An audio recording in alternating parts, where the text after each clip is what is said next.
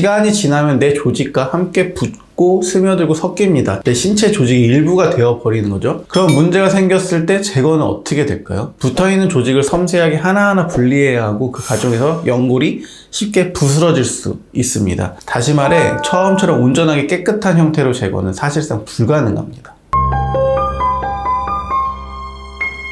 안녕하세요. You must be happy 머스터외과 김정기 원장입니다. 원장님, 요즘에 필러나 하이코 시술 말고 실코라고 들어보셨나요? 네. 비개방으로 진행하고 연골을 다져넣는 방식으로 알고 있습니다. 본원에서는 하지 않고 있음을 먼저 밝힙니다. 비개방이라고 하면 뭔가 더 편할 것 같은데 원장님께서는 어떻게 보시나요? 요즘은 성형 트렌드 자체가 모두 다 그런 건 아니지만 안에 넣는 재료를 최소화하고 싶어하는 경우들이 많아진 것 같은데 결론적으로 보면 원하는 니즈에 따라 달라진다고 볼 수 있습니다. 여러분께서 생각해 보셔야 하는 것이 정말로 그렇게 좋다면 많은 성형외과들이 해당 방법을 엄청 알리고 노력하고 그래야 하는데 그러지는 않다는 겁니다. 본원을 포함해 대부분의 성형외과는 전통적인 실리콘과 자가 연골을 사용한 코수술 방식을 사용하고 있는데요. 실코라는 것도 결국에는 비개방이라는 말을 사용해 뭔가 신개념 수술 같은 느낌을 받지만 결국은 필러로 코 모양을 만드는 대신 연골을 갈아서 주사하는 것입니다. 물론 흉터가 적고 수술 대비 부담이 낮겠지만 이런 방식들은 결국은 전통적인 방식의 코 수술 대비 전후 변화를 주는데 한계가 있을 수밖에 없습니다. 물론 환자분의 성향이 실리콘은 싫고 아주 자연스러운 정도의 코 모양 보완을 원한다면 이것도 하나의 대안이 될 수는 있다고 생각은 드는데 하지만 개인이 생각했을 때 나는 코 모양을 전반적으로 좀 바꾸고 높이고 싶다 라고 한다면 일반적인 수술 방법을 고려하는 게 현명한 방법입니다.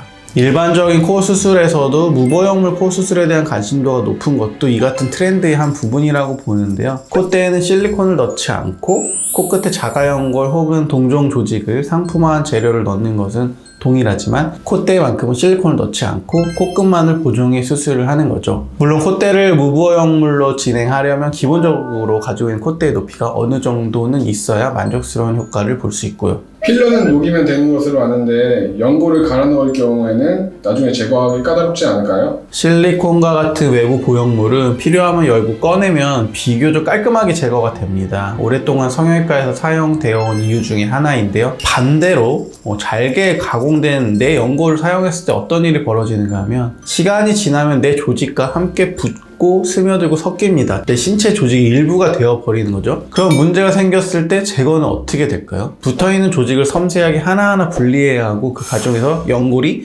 쉽게 부스러질 수 있습니다. 다시 말해 처음처럼 온전하게 깨끗한 형태로 제거는 사실상 불가능합니다. 예전에 실리콘 대신 고어텍스를 사용했을 때도 이와 비슷한 문제가 있어서 고어텍스를 점차 사용하지 않게 되었죠. 따라서 연골을 필러처럼 사용한 시술 결과가 좋으려면 피부가 얇거나 적당히 두께가 있고 코라인 자체가 기본적으로 예쁜 편이면서 지금 코도 괜찮은데 코끝만 아주 살짝 매끈해졌으면 좋겠다. 누가 봐도 수술티는 절대 안 났으면 좋겠다. 코가는 크지 않아도 괜찮다. 이런 분들에게는 적합할 수 있을 것 같습니다. 반대로 피부가 두껍고 코 라인 자체가 낮거나 확실한 변화가 필요한 경우 수술 후에 코 예뻐졌다 라는 이야기를 듣고 싶은 경우에는 보편적으로 시행되고 있는 정석적인 코 수술 선택이 정답입니다. 왜냐하면 연골 구조를 정확하게 만들고 지지력을 세우고 코끝과 콧대를 전체적으로 설계해야 원하는 변화가 나옵니다. 게다가 기능적인 부분에 대한 개선, 기타 재수술이 필요한 부분은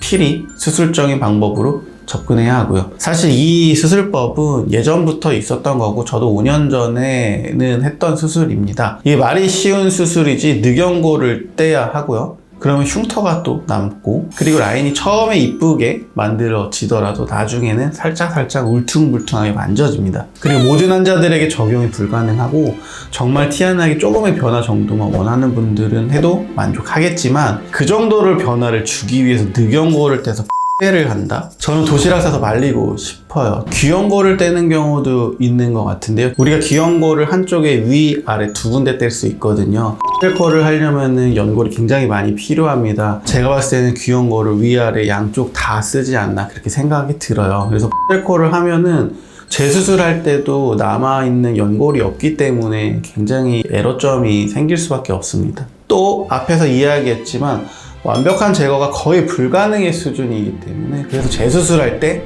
헬이다. 수술하는 나도 헬이고 환자도 헬이다. 실제 할 바에는 그냥 필러 해라 라고 하고 싶어요. 필러는 나중에 제거라도 쉽다 라고 이야기 드리고 싶네요.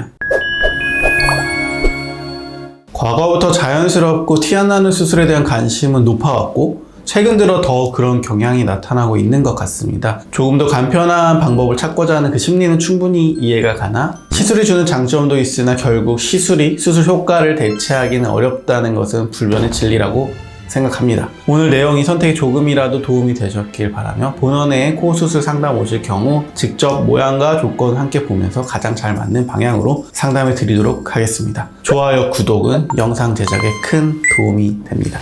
이상으로 You Must Be Happy 머스트 성형외과 김정기 원장이었습니다. 감사합니다.